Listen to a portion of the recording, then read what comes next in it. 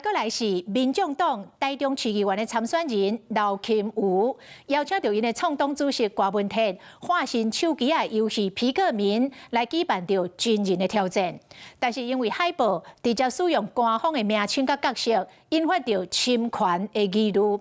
不過劉欽瑜背回講，並無販賣，也則是贈送着相關的產品。 這紅色的皮克敏。對生活內底跳出一頂頭套，在佢的頭殼頂。民眾黨創黨主席郭文鐵隨變成經典遊戲角色皮克敏。民眾黨台中市議員參選人劉欽瑜找郭文鐵做回挑戰真人皮克敏，甲選民博感情。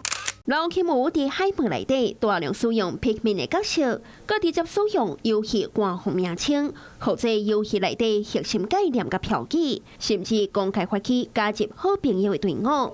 因為使用皮克敏相關元素牽涉到版權的問題，劉欽瑜也互未少網友質疑，敢是咧抄襲？官方敢有授權會當使用？敢是要挑戰亞洲第一任天堂的法務部？未經當選就安尼挑戰法律？有沒有去考量到是否會涉及到侵權的一個活動？哈，我們會建議。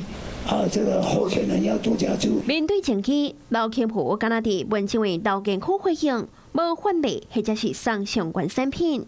參加人是用家己官方的 App 來耍遊戲，不過也是合法買原廠商品。加上活動毋是收錢的遊戲展演，或者是官方比賽，講任天堂無合作的贊助，是講白白攏是以平民為主來辦活動。 民進黨新北市長參選人蘇巧慧避免版權的爭議，所有的道具攏總是家己做。活動宣傳是用皮克敏官方分享的鏈接，也有截圖。另外，活動當天的清冊也是皮克敏官方授權的服裝。